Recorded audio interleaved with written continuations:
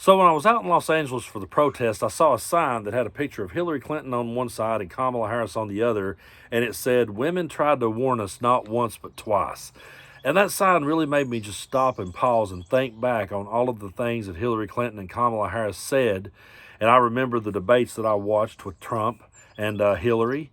And I remember sitting there thinking to myself, yeah, she's right about this. This is exactly what's going to happen if we let this guy anywhere near the presidency. And then during his 4 years in office, people would go back and replay those Hillary clips. And every time they did, I would say, why didn't people listen the first time? The rest of us saw through this. Why couldn't more people see through it? And then we watched Trump debate Kamala once, and once was enough for him after that because he absolutely got his ass handed to him. So he never debated her again. But in that one debate, I remember sitting there thinking, she's spot on. She's absolutely nailing it on Trump. I hope people listens. And they didn't. And we're right back in this boat again. And now people are bringing up these Kamala clips and playing them. And you can play them right alongside of the Hillary clips.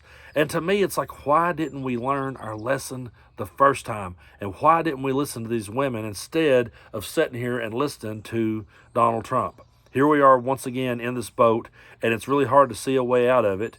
But Kamala and Hillary both saw what we were up against. So I'm going to play you some of those clips now, because this first one has definitely echoed in our heads more over the years. Take a look. From everything I see, has no respect for this person. Well, that's because he'd rather have a puppet as president of the United States. No puppet. And it's pretty clear. You're the puppet. It's pretty clear you won't admit No, you're that the the puppet. Russians have engaged in cyber attacks against the United States of America, that you encouraged espionage against our people, that you are willing to spout the Putin line, sign up for his wish list, break up NATO, do whatever he wants to do, and that you continue to get help from him because he has a very clear favorite in this race. And then we sit back and we watch Donald Trump prove her right. And I can't count the times that I would see that clip surface and go, well, yeah, she was spot on, and I knew it then, and I wished more people could have seen it. But here she is in 2024, warning us again about what would happen if you allow a guy like this back near the presidency. Take a look. Threats that you hear coming out of Donald Trump should scare every American, because with an authoritarian, you never know what side of the bed they'll wake up on. You never know who they're going to be upset with today. You never know if somebody, basically bribes them by giving business to a relative or, some other gift, that they will try to destroy one business to advantage another. You just never know, because they don't believe in the rule of law. They don't believe in institutions.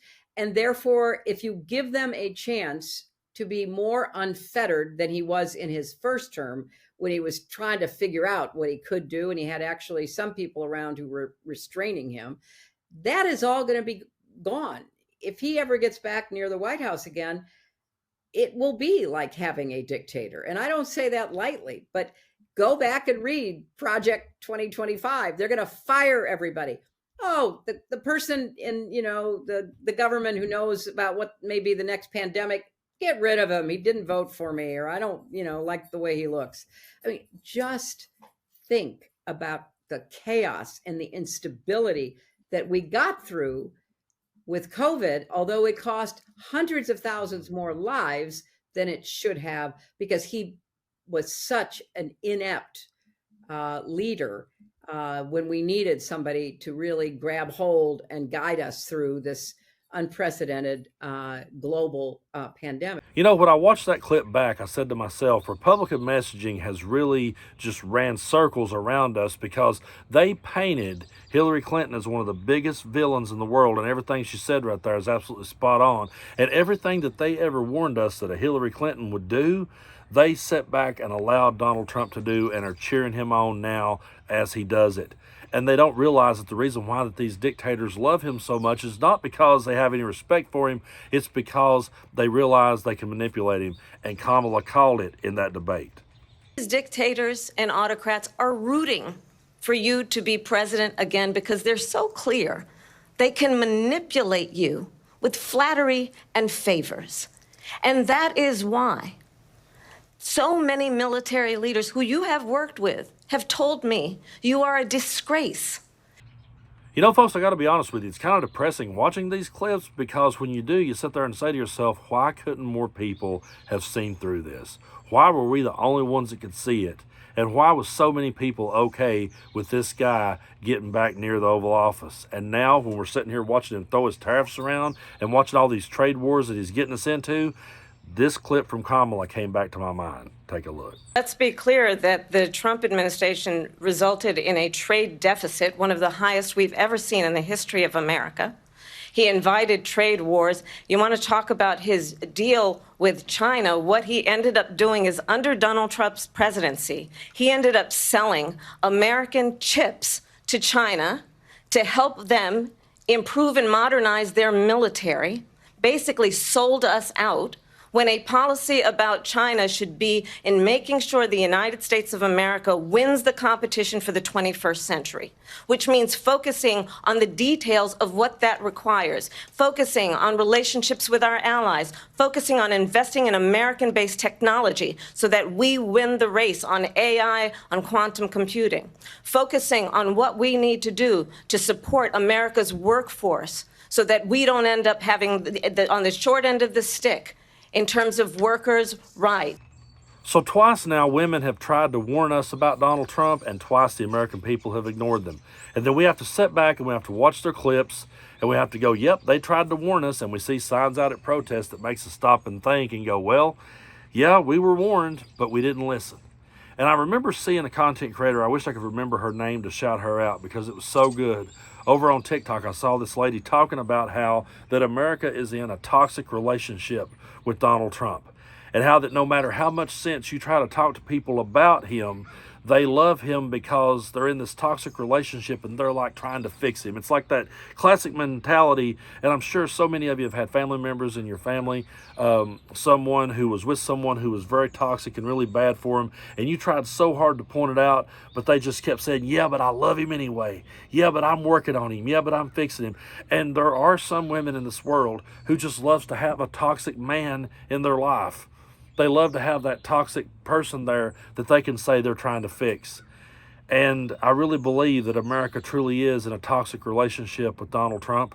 And that toxic relationship is spilling out into the world and making the whole thing toxic. And it's truly sad. It's truly sad that both times we had women that were far more capable, far more experienced, far more qualified for the job than Donald Trump ever was. But yet people were of this mindset that, oh, well, he's a smart businessman. No, he wasn't. He was never a smart businessman. He was a liar and a manipulator and a con man.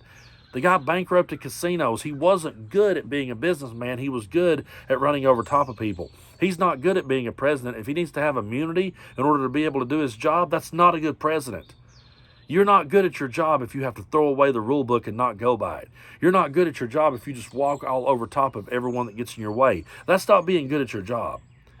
And so twice now we've been warned, and twice we didn't listen. And the sad part is, I don't know if this country would ever listen.